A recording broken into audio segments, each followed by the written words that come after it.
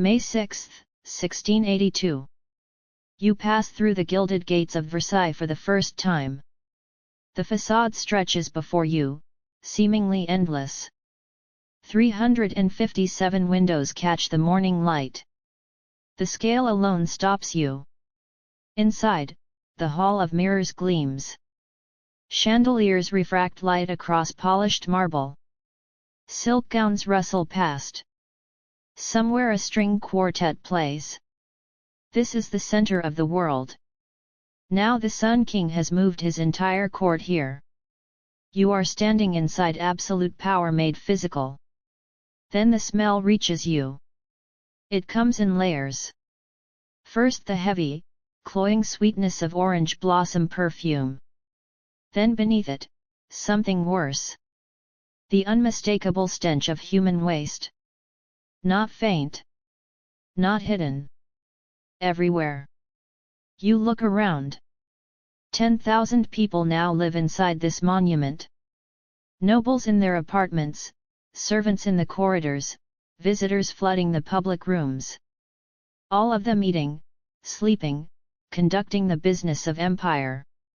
None of them have toilets. This is the reality of Versailles. In 1682, the most magnificent palace on earth was built with no sanitation system. A city-sized population crammed into a building designed to be looked at, not lived in. What happens next is not about kings and treaties. It is about chamber pots. About servants carrying waste through crowded hallways. About nobles relieving themselves behind tapestries because they cannot leave a royal ceremony. It is about the daily desperate mathematics of 10,000 human bodies and nowhere for any of them to go. Louis XIV does not ask his nobles to move to Versailles. He commands it. After 2 decades of construction, the palace is ready. In May 1682, the court relocates from Paris. This is not a change of address. It is a strategy. The king wants his aristocracy close, visible, dependent. At Versailles, a duke who once ruled vast estates now competes for the privilege of holding the king's shirt during the morning dressing ceremony. The great families of France are domesticated. Their power converted into proximity. The architecture enforces this. The palace is designed as theatre.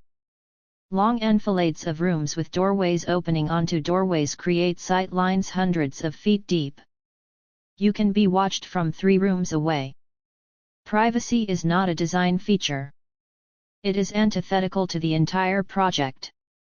The king's bedroom sits at the geometric center of the palace.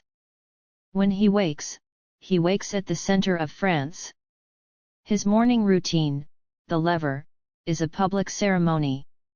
Dozens of courtiers attend, ranked by privilege. Who hands him his wig matters. Who pulls back his curtains matters. Everything is performance. Etiquette governs every moment. There are rules for how you stand. How you address someone 3 ranks above you. When you may sit in the royal presence. The code is suffocating, deliberate. It keeps everyone focused on the king, on their position relative to him.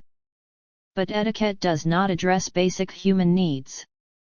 Versailles was conceived as a monument. The greatest architects of the age, Louis XIV and Jules Hardouin-Mansart, designed it to project power, to overwhelm, to awe. They succeeded. The scale is inhuman. The Hall of Mirrors alone is 240 feet long. The gardens stretch to the horizon, mathematically perfect. What they did not design was infrastructure. No sewage system. No running water beyond a few fountains. The focus was on surfaces. Gilding, marble, mirrors, frescoes. The building is a masterpiece of appearance. It is not a masterpiece of function. When you arrive as a courtier, you receive an apartment if you are important. If you are a duke, a minister, a favorite, you might have several rooms. If you are not, you get a single chamber. If you are lower still, you get a garret.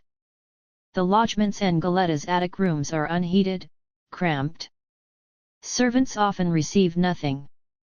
They sleep where they can. Hallways. Storage closets.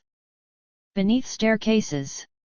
A chambermaid might wake on a straw pallet in a corridor, the cold seeping up through stone. Her first task is the same as her last. Managing the waste of the nobles she serves. No one planned for this. The palace was built for spectacle, not habitation. But now it must function as both. A stage in a city. A symbol in a home. It fails as the latter almost immediately stand in one of those glittering enfilades at midday. Sunlight pours through tall windows. Paintings cover every wall. The floors are polished to a mirror shine. It is beautiful. But you cannot escape the smell. Within months, Versailles stops being a palace. It becomes a human experiment in density. 10,000 people now occupy a space designed to be admired, not inhabited. Count them. 5,000 nobles, dukes, counts, barons, their wives, their children. All required to attend court. All competing for the king's attention. A glance from Louis XIV can make a career. His silence can end one. So they stay. They crowd into apartments of wildly varying quality. Their presence mandatory. 5,000 servants, valets, cooks, laundresses, stable hands, gardeners, chair carriers, chambermaids. The invisible machinery that keeps the court functioning. They occupy the spaces left over. The attics. The basements. The gaps between the grand rooms where the architecture forgot about them. Then the daily surge. Petitioners seeking royal favor. Merchants supplying the court. Soldiers. Artists. Tourists. Versailles is technically open to the public. Anyone dressed appropriately can walk through the staterooms. Thousands do every day. Do the arithmetic. 10,000 people. One building. The palace has roughly 700 rooms. Not all are living quarters. Many are ceremonial spaces, galleries, chapels, administrative offices. The actual habitable apartments number far fewer. A high-ranking duke might have 6 rooms. A presence chamber for receiving visitors. A bedchamber. A cabinet for private business. Quarters for his immediate servants. This is luxury by Versailles standards. A middling noble gets 2 rooms, maybe 3 if he is fortunate. He shares them with family.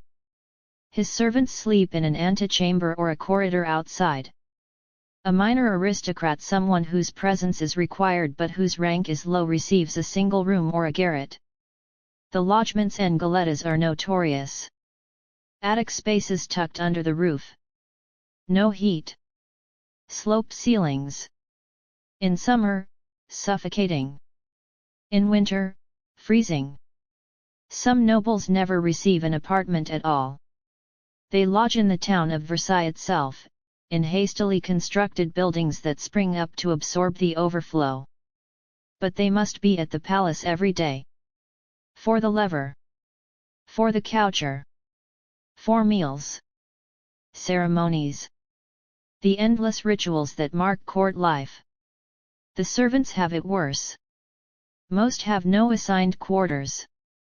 A senior valet might sleep in his master's antechamber. A cook might have a pallet in the kitchen.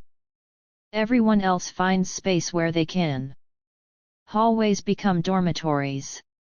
Storage rooms become bedrooms. A chambermaid wakes before dawn.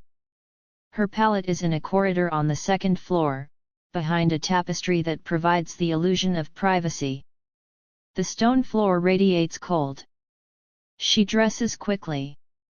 Her first task is already waiting. The chamber pots. Every room has at least one. The nobles use them during the night. Now they must be emptied. She moves through her assigned apartments, collecting them. Ceramic vessels, heavy when full. She carries them carefully. Spills are her responsibility. She is not alone. Dozens of servants are doing the same thing, navigating the same crowded corridors. The palace is already awake. Courtiers are preparing for the day. The king's lever will begin soon. Everyone is moving. The mathematics are simple. 10,000 people. 3 meals a day. Liquid intake from wine, water, broth. The human body processes this. It produces waste consistently, unavoidably. Where does it go? There is no plumbing. No sewer system. No network of pipes to carry waste away from the building. Versailles has fountains. Yes, the gardens are famous for them. But that water comes from reservoirs pumped at great expense. It is for display, not for sanitation. Inside, you are on your own.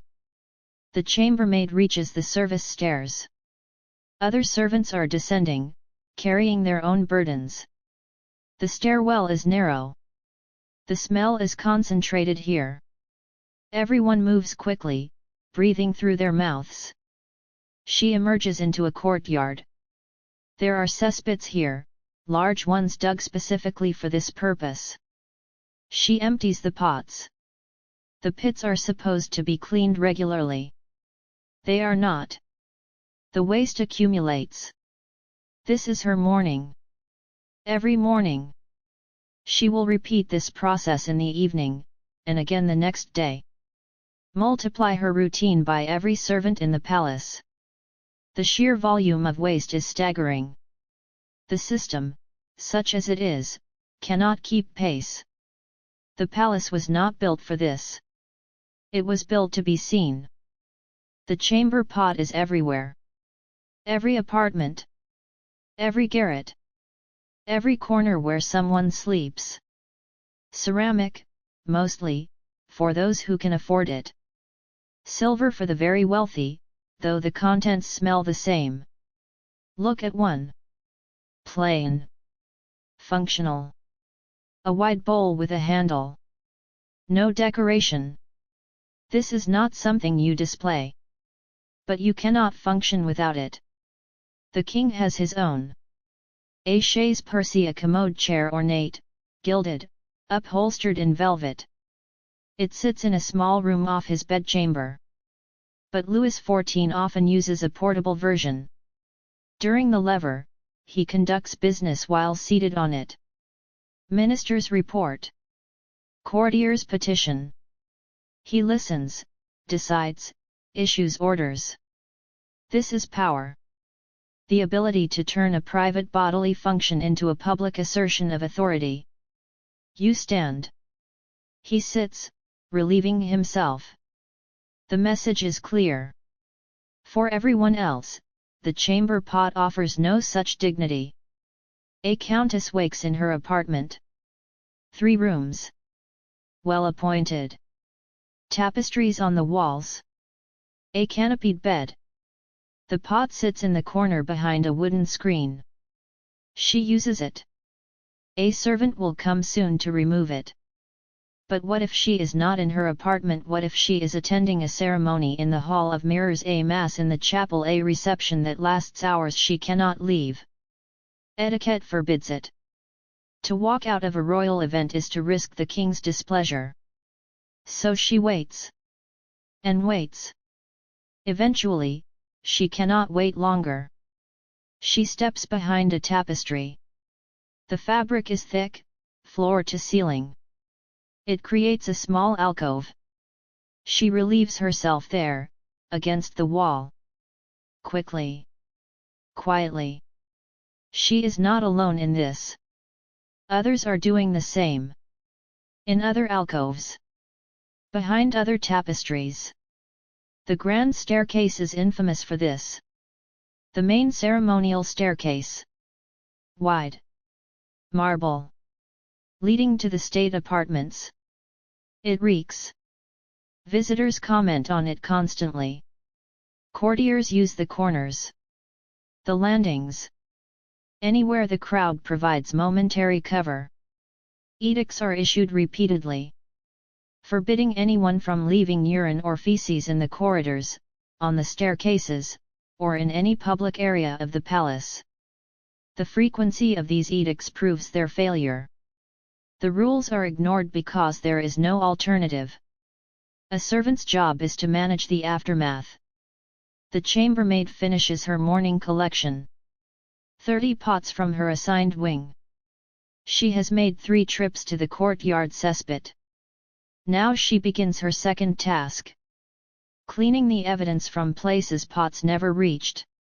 She scrubs a corner of the staircase. The stone is stained. The smell has soaked into it. She uses vinegar, sand, cold water. It helps slightly. Other servants are doing the same throughout the palace. Mopping corridors. Washing walls. Trying to stay ahead of the problem. They cannot. The pots themselves are a logistical challenge. They must be carried through hallways packed with courtiers. Down staircases. Across courtyards. The servants move carefully. But accidents happen. A pot slips. The contents spill across polished marble. The servant responsible cleans it immediately. But the smell lingers. It mixes with the existing odor. Unwashed bodies. Rotting food scraps. The musty scent of old tapestries. Then there is the sound. The clank of ceramic.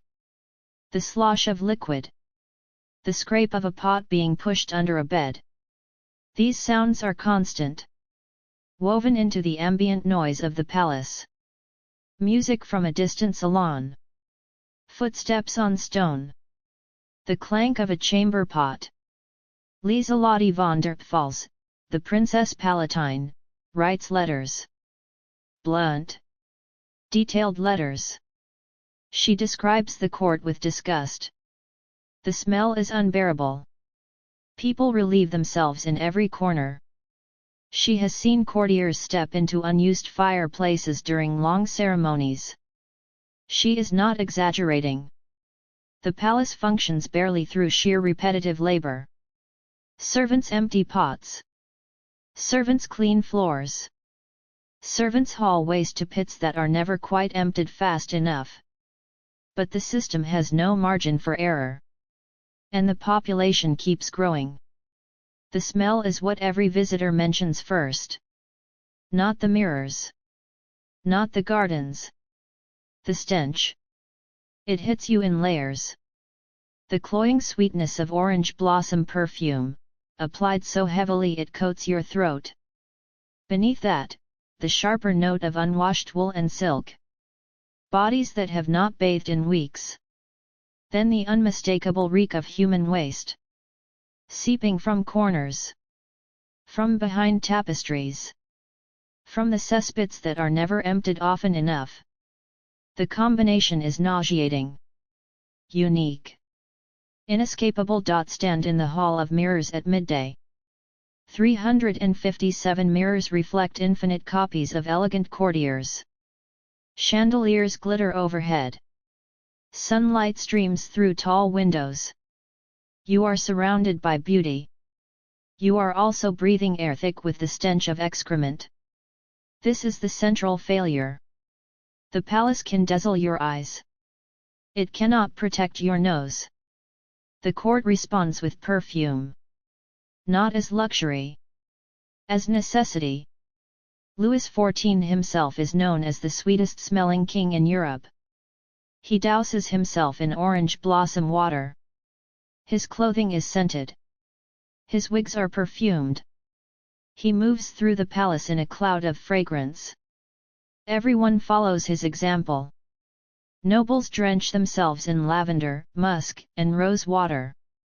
The women carry scented handkerchiefs, pressing them to their noses during particularly foul moments. The men's coats reek of bergamot and ambergris. But perfume does not eliminate odor. It layers on top of it. The result is worse. A sickly combination of floral sweetness and rotting waste that clings to everything. To fabric. To hair. To skin. Bathing might help. But bathing is rare. The medical wisdom of the era considers it dangerous. Water opens the pores, doctors warn. Disease enters through open pores. Therefore, frequent bathing invites illness. Most courtiers bathe perhaps once a month. Some far less. Hygiene means something different here. You rub your skin with a dry linen cloth to remove the top layer of dirt and oil. You wash your face and hands with scented water. You change your shirt, the one undergarment that touches your skin, every few days if you are fastidious. Your body remains unwashed. Multiply this by 10,000 people living in close quarters. The collective smell of unwashed humanity becomes part of the palace's atmosphere. Permanent. Inescapable. The administration knows this is a problem. Edicts are issued. No person shall deposit urine, excrement, or any filth in the corridors, courtyards or staircases of the palace. The order comes from the Grand Marshal's office. It is posted publicly. It is reissued 6 months later. Then again the following year. The repetition proves failure. Enforcement is impossible. There are not enough guards to monitor every corridor. And who would they punish? A duke relieving himself behind a tapestry during a 4-hour ceremony, a duchess's servant emptying a pot into a courtyard rather than walking to the distant cesspit. The rules exist to demonstrate that someone cares. They do not exist to be followed. Specific roles emerge to manage the king's waste alone. The porte-chaise d'affaires, literally business chair carrier, is a servant whose sole responsibility is maintaining and transporting Louis XIV's commode. He ensures it is clean, available, positioned correctly. He empties it personally. He does not delegate this task. One man. One job. One person's waste. This level of specialization for a single individual highlights the impossibility of managing 10,000. The cesspits overflow regularly. They are dug in courtyards. Behind service wings. Anywhere space permits. Servants are supposed to empty them weekly. They cannot keep pace. The waste accumulates. It soaks into the ground. During heavy rain, it liquefies, spreading across cobblestones. The smell intensifies. Some servants, overwhelmed or lazy, take shortcuts. A chamber pot's contents are tossed from a window into a side courtyard, or dumped into a decorative fountain after dark, or poured into a corner of the basement. These are not isolated incidents. They are routine adaptations to an impossible situation. The palace becomes a catalogue of smells. Each area has its own signature. The grand staircase. Urine-soaked stone. The attic corridors. Unwashed bodies and chamber pot ceramics. The courtyards. Overflowing cesspits and rotting kitchen waste. The ability to ignore this becomes a mark of status. A true aristocrat does not acknowledge the stench. To wrinkle your nose. To comment on the smell. To show any sign of discomfort. These are failings of breeding. You float above it. You pretend you exist in a realm where such things do not touch you. This willful blindness becomes its own form of performance. The courtier who can stand in a reeking corridor and discuss philosophy without flinching has mastered the ultimate skill. The denial of physical reality in service of social fiction. The chambermaid has no such luxury. She smells it. She cleans it. She carries it. Every day the stench soaks into her clothing, her hair, her skin. She scrubs her hands with sand and vinegar. But the smell remains. She becomes invisible to the nobles she serves. Part of the machinery that maintains their illusion.